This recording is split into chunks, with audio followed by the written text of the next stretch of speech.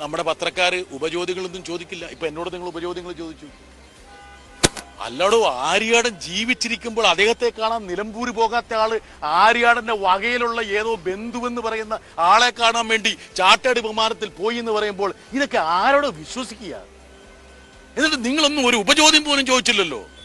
ഏതാണ് ആര്യാടന്റെ ബന്ധു? ഏത് വകയിലാണ്?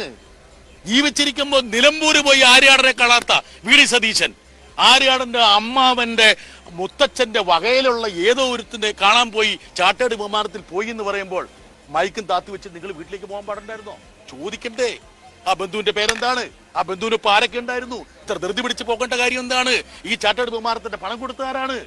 ആരൊക്കെയാണ് നിങ്ങളുടെ കൂടെ ഉണ്ടായിരുന്നത്? അവിടെ ആരെ കണ്ടു? നിങ്ങൾ ഇത്ര ധൃതി പിടിച്ചൊരു ദൗത്യം നടത്തേണ്ട കാര്യം ഉണ്ടായിരുന്നു? ഇതൊക്കെ ചോദിക്കണ്ടേ? അതൊക്കെ ചോദിക്കണം. ഒറ്റ ചോദ്യം, ഈ തുടർ നടപടിയുടെ ഭാഗമാണോ പോർട്ട് എംഡിയുടെ സ്ഥാനത്ത് നിന്ന് ദിവ്യ എസ് അയ്യരെ മാറ്റിയത്? ഇന്ന് പ്രതിപക്ഷ നേതാവിന്റെ പത്രസമ്മേളനം കണ്ടപ്പോൾ അദ്ദേഹം ഒരു സൂചന നൽകിയിട്ടുണ്ട്. എന്താ കാരണം എന്ന് വെച്ചാൽ വി.ഡി. സതീശൻ എപ്പോഴും പറയുന്നൊരു കാര്യമുണ്ട്. എന്റെ ഒരു ഗുരു എന്ന് പറയുന്നത് ജി കാർത്തികേയനാണ്, പരേതനായ.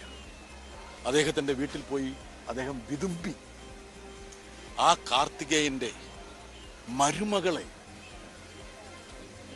ഈ വിഴിഞ്ഞം എം.ഡി. സ്ഥാനത്ത് നിന്ന് രായ്ക്ക് രാമാനം മാറ്റാൻ അദ്ദേഹത്തിന് തോന്നിയതെന്നുകൊണ്ട് ഇപ്പോഴും ഈ പറഞ്ഞ ഗവൺമെന്റ് ലീഡർമാരുടെ കാര്യം പറയാറില്ലേ? എത്രയോ ഇടതുപക്ഷക്കാർ അവിടെ നിൽപ്പുണ്ട്. ഇത്ര ധൃതിയൊന്നും കാണിച്ചിട്ടില്ലല്ലോ. എന്നാൽ വിഴിഞ്ഞം എം.ഡി. സ്ഥാനത്ത് നിന്ന് സ്വന്തം ഗുരുവിന്റെ മരുമകളെ രായ്ക്ക് രാമാനം മാറ്റണമെന്ന് മുഖ്യമന്ത്രിക്ക് തോന്നിയത് എന്തുകൊണ്ടാണ്? വലിയൊരു ചോദ്യമാണ്. ആ ചോദ്യം വരും ദിവസങ്ങളിൽ ജനങ്ങളുടെ കാതിലിങ്ങനെ എരമ്പും.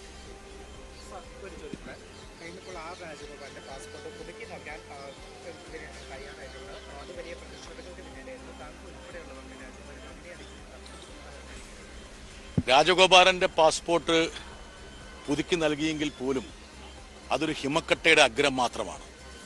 ഈ ഇന്ത്യയുടെ ഭാഗധേയമായി പ്രവർത്തിച്ച ഒരു പ്രമുഖ മാധ്യമ പ്രവർത്തകന് വോട്ടർ പട്ടികയിൽ പോലും സ്ഥാനമുണ്ടാകുന്നില്ല. അതിൻ്റെ ഫലമായിട്ട് പാസ്പോർട്ട് നിഷേധിക്കപ്പെട്ടു എന്ന് പറയുമ്പോൾ സാധാരണക്കാരായ ഇന്ത്യയിലെ ജനങ്ങളുടെ അവസ്ഥ എന്താണ്? ഇതിനകം തന്നെ 6 കോടി ജനങ്ങളെ വോട്ടർ പട്ടികയിൽ നിന്ന് മാറ്റിയിട്ടുണ്ട്. ഞാൻ എൻ്റെ അനുഭവം പറഞ്ഞിട്ടുണ്ട്. എന്താ കാരണം? പാർലമെന്റിൽ കേരളത്തെ പ്രതിനിധാനം ചെയ്യുന്ന എനിക്ക് വോട്ടർ പട്ടികയിൽ സ്ഥാനം പിടിക്കാൻ വേണ്ടിയിട്ട് എത്രയോ ബുദ്ധിമുട്ടുള്ള പ്രക്രിയയിലൂടെ കടന്നു പോകേണ്ടി വന്നു.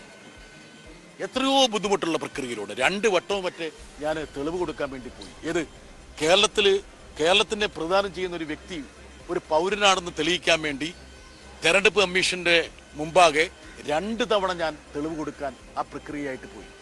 അപ്പോൾ രാജഗോപാലന്റെ ഈ പ്രശ്നമെന്ന് പറയുന്നത് കേവലപരമായ പാസ്പോർട്ടിന്റെ പ്രശ്നം മാത്രമല്ല, ഇന്ത്യയിലെ സാധാരണക്കാർക്ക് ഈ രാജ്യത്തെ പൗരന്മാരായി മുമ്പോട്ട് പോകുന്നതിനുള്ള ഏറ്റവും പ്രധാനപ്പെട്ട തടസ്സങ്ങളുടെ ഒരു പ്രതിഫലനമാണ്.